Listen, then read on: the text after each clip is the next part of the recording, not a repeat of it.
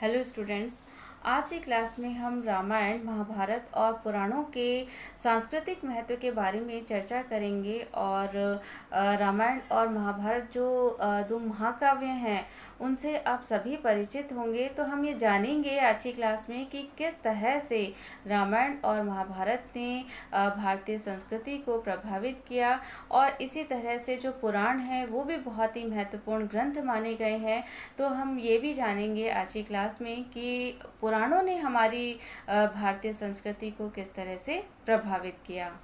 सर्वप्रथम हम बात करते हैं रामायण व महाभारत की। तो रामायण की रचना महर्षि वाल्मीकि द्वारा की गई और महाभारत की रचना वेद व्यास द्वारा की गई। और ये जो दोनों महाकाव्य हैं वो हमारी भारतीय सभ्यता और संस्कृति को समग्र रूप में हमारे समक्ष प्रस्तुत करते हैं, और इनसे हमें तत्कालीन समाज और सांस्कृतिक चेतना के दर्शन होते हैं।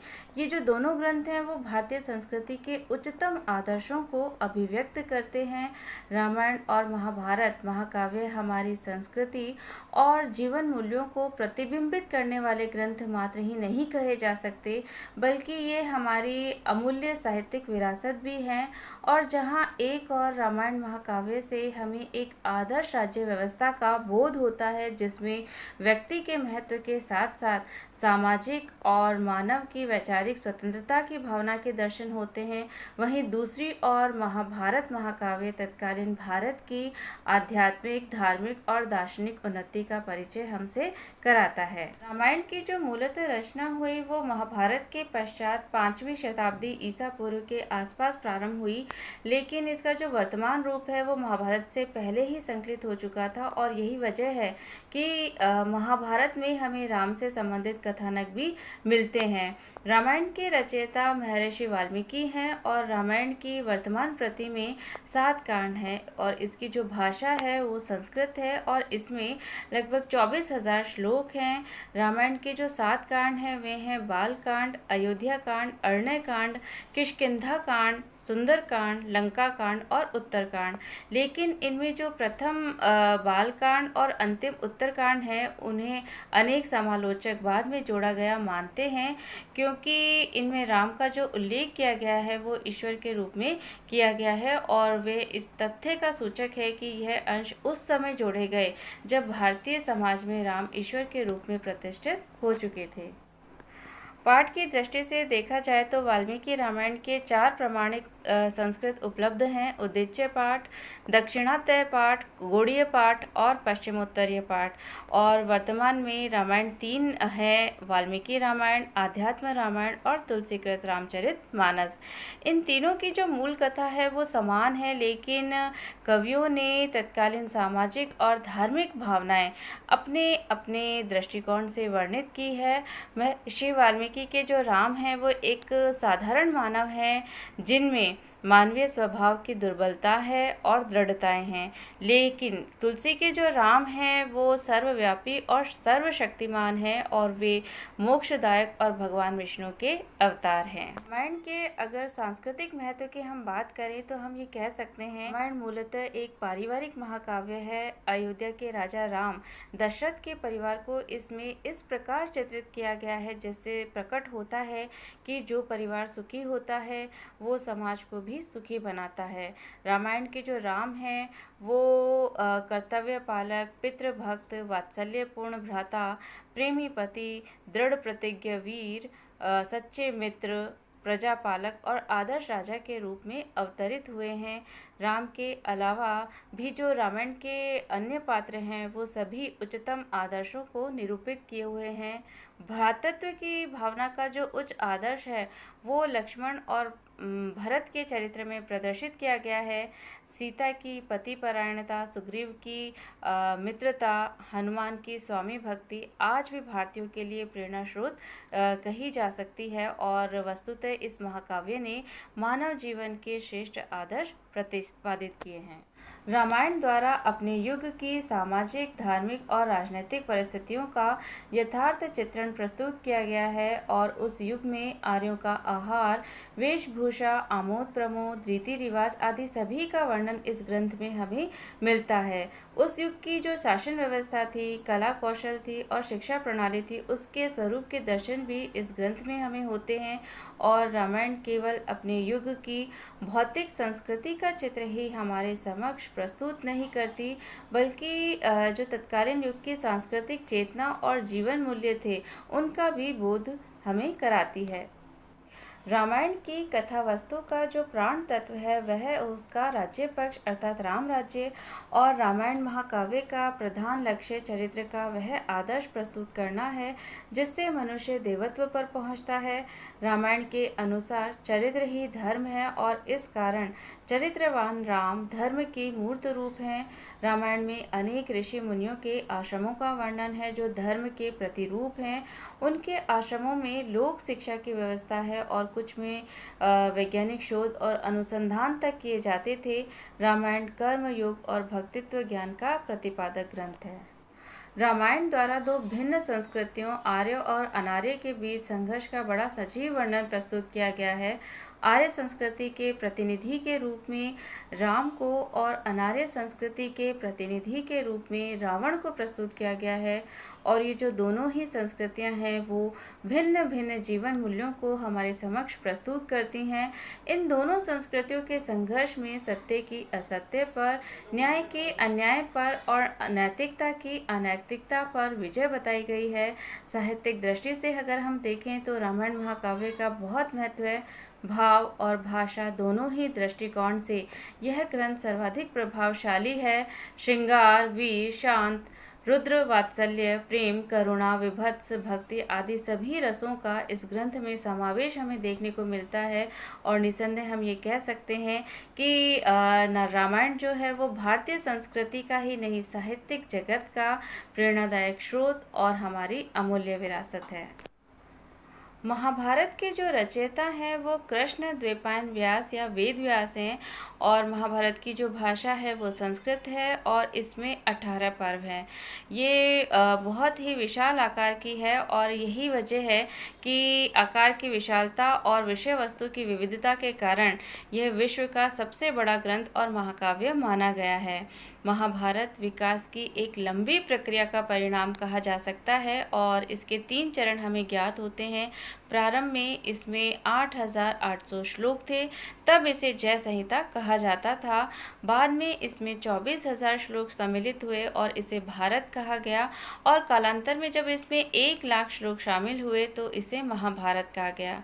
गुप्त काल तक महाभारत का जो वर्तमान रूप है वो संकलित हो चुका था और महाभारत के जो 18 पर्व हैं वे हैं आदि, सभा, वन, विराट, उद्योग, भीष्म, द्रोण, कर्ण, शल्य, सौप्तिक, स्त्री शांति, अनुशासन, अश्वमेध, आश्रमवासी, मौसल, महाप्रस्थानिक और स्वर्गारोहण। अंत में परिशिष्ट के रूप में हरिवंश पुराण जोड़ा गया है। महाभारत के सांस्कृतिक महत्व को हम रामायण से कम नहीं आंक सकते हैं और महाभारत में लोक धर्म के हमें अनेक रूप और पक्ष नज़र आते हैं और इसी महाकाव्य द्वारा हमें पता चलता है कि जो प्रचलित लोक धर्म था वो आध्यात्मिक और दार्शनिक शिखर से अंधविश्वासों और मान्यताओं के गर्त तक विस्तृत था, लेकिन जो तत्कालीन ऋषि और विचारक थे उन्होंने इसे एकता और समन्वय के सूत्र में बांध दिया और वैदिक चिंतन की परंपराओं में शामिल कर लिया। महाभारत में जीवन की 3 दृष्टियों नियमितवादी, प्रज्ञावादी और अध्यात्मवादी का अध्ययन प्रमुख रूप से किया गया है और जिनके प्रतिपादक थे क्रमशः धृतराष्ट्र, विदुर और सनंत सुजात। महाभारत उस कर्म, नियम और आचार को धर्म मानता है जिसके केंद्र बिंदु मनुष्य है और इसके अनुसार समाज के जो चारों वर्ण हैं वो गुण और कर्म पर आधारित हैं और महाभारत का मानना है कि बालक के उपनयन के बाद शिक्षाशील और सदाचार से उसके वर्ण का निर्णय होता है। महाभारत में जो उल्लिखित विभिन्न पात्र हैं और उनके द्वारा जो स्थापित आदर्श हैं वो आज भी भारतीय संस्कृति के प्रेरणा स्रोत कहे जा सकते हैं। युधिष्ठिर की धर्मपरायणता, कर्ण की दानवीरता, भीष्म की दृढ़ प्रतिज्ञा और कृष्ण का बहुमुखी व्यक्तित्व भारतीय संस्कृति के विभिन्न मूल्यों और आदर्शों के प्रतिरूप है। वहीं भीम में बल, अर्जुन की वीरता और कुशलता, नकुल और सहदेव में आज्ञाकारिता का आदर्श बहुत ही सुंदर ढंग से चित्रित किया गया है और द्रौपदी के चरित्र के द्वारा नारियों के सामने एक अनुकरणीय आदर्श प्रस्तुत करने का प्रयास किया गया है। महाभारत तत्कालीन धार्मिक, नैतिक और ऐतिहासिक आदर्शों का अमूल्य भंडार कहा जा सकता है। महाभारत को सभी दर्शनों का सार, स्मृतियों का विवेचन ग्रंथ और पंचम वेद कहा गया है और इस महाकाव्य में विविध उपाख्यानों द्वारा लोक धर्म के विभिन्न अंगों पर प्रकाश डाला गया है। महाभारत में श्रेष्ठ धार्मिक, दार्शनिक और आध्यात्मिक सिद्धांतों का समावेश है और इसी वजह से इसे हिंदू धर्म का वृहद कोश भी कहा गया है। महाभारत में मोक्ष के साधनों और सांसारिक सुखों के बीच समन्वय किया गया है और जो चार पुरुषार्थ हैं, धर्म, अर्थ, काम और मोक्ष, उनकी मानव जीवन के लक्ष्य के रूप में प्रतिष्ठा हुई है। गीता का कर्म योग का संदेश आज के विक्षुब्ध और किंकर्तव्य विमूढ़ मानव के लिए प्रकाश पुंज के समान है, जो उसे उचित शिक्षा दिशा निर्देश दे सकता है। और अगर साहित्यिक दृष्टिकोण की हम बात करें तो उस दृष्टिकोण से भी यह अत्यंत महत्वपूर्ण ग्रंथ है। इसका प्रधान जो रस है वो वीर है, लेकिन कहीं कहीं श्रृंगार और शांत रस उसके अंग के रूप में हमें दिखाई देते हैं। और भारतीय जनमानस पर रामायण और महाभारत महाकाव्यों का प्रभाव हम इसी से आंक सकते हैं कि इनके जो कथानक हैं उनको आधार मानकर हमारे देश के विभिन्न भागों, भाषाओं और धर्मों में पर्याप्त साहित्य सृजन हुआ और इन महाकाव्यों में राम और कृष्ण के बारे में जो अवधारणाएं विकसित हुई वो वर्तमान में भी भारतीय धार्मिक विश्वास का महत्वपूर्ण आधार हैं। अब हम बात करते हैं पुराण की। तो प्राचीन संस्कृत साहित्य में पुराण साहित्य बहुत ही विशाल और गौरवमय कहा जा सकता है और वेदों के बाद पुराणों की ही मान्यता है। पुराणों को एक प्रकार से भारतीय सभ्यता, संस्कृति, राजनीति, भूगोल, इतिहास आदि का विश्वकोश कहा जा सकता है और भारतीय परंपराओं के अनुसार पुराणों की जो संख्या है वो 18 है और इनके कर्ता महर्षि व्यास माने गए हैं। पुराणों के जो मुख्य विषय हैं वो है सर्ग अर्थात सृष्टि उत्पत्ति, प्रतिसर्ग अर्थात प्रलय तथा तदंतर सृष्टि, वंश अर्थात देवताओं की वंशावली, मनवंतर अर्थात विभिन्न मनुओं का काल और वंशानुचरित अर्थात विभिन्न राजाओं की वंशावली और उनका इतिहास। हालांकि जो पुराणों की रचना का काल है वो विवादास्पद है और यद्यपि इनकी जो रचना थी वो 6ठी शताब्दी ईसा पूर्व से प्रारंभ हो गई थी, तथापि गुप्त युग में वे अपने वर्तमान रूप में आ चुके थे और पुराणों को 2 भागों में बांटा जा सकता है, महापुराण और उपपुराण। महापुराणों की जो संख्या है वो 18 है और उपपुराण भी 18 माने गए हैं और वायु, ब्रह्मांड, मार्कंडेय, विष्णु, मत्स्य, भागवत, कूर्म, वामन, लिंग, वराह, पद्म, नारदाय, अग्नि, गरुड़, ब्रह्म, स्कंद, ब्रह्म वैवर्त और भविष्य महापुराण हैं। पुराणों के सांस्कृतिक महत्व की अगर हम बात करें तो पुराण पौराणिक हिंदू धर्म की आत्मा और प्राण हैं और पुराणों द्वारा ही हिंदू धर्म को वर्तमान स्वरूप प्रदान किया गया है। पुराणों द्वारा वर्णाश्रम धर्म को फिर से प्रतिष्ठित करने का प्रयास किया गया और शैव और वैष्णव धर्म को भी पर्याप्त रूप से प्रभावित किया गया। पुराणों के माध्यम से शैव और वैष्णव धर्म प्राचीन सामाजिक व्यवस्था के पोषक बन गए और धार्मिक परंपरा की जो फूट थी वो समाप्त हो गई। पुराणों द्वारा वैदिक विचारों, देवताओं के कथानकों को नए विश्वासों, मान्यताओं और आख्यानों का आवरण प्रदान किया गया है। पुराणों ने जहाँ एक और वैदिक धर्म को भागवत धर्म के साथ समन्वित किया, वहीं दूसरी ओर उन्होंने बौद्ध धर्म के महायान संप्रदाय के महाकरुणा और लोक मंगल के आदर्श को भी स्वीकार किया है। और यही वजह है कि पौराणिक धर्म को विश्वजनीन प्रेरणा प्राप्त हुई। पुराणों में हमें कर्म और मोक्ष, प्रवृत्ति और निवृत्ति का सुंदर समन्वय देखने को मिलता है। पद्म पुराण, अग्नि पुराण, कूर्म पुराण और गरुड़ पुराण में कहा गया है कि संसार में आकर कर्म करना मनुष्य का कर्तव्य है, लेकिन लोक जीवन बिताते हुए मनुष्य को साधारण धर्म और स्वधर्म का सामंजस्य करना चाहिए। साधारण धर्म सार्वजनिक और सार्वभौम है और इनमें अहिंसा, क्षमा, शम और दम, दया, दान, शौच, सत्य, तप, ज्ञान शामिल हैं। पद्म पुराण के अनुसार अहिंसा सर्वोपरि माना गया है और इसमें सभी धर्मों का सार है।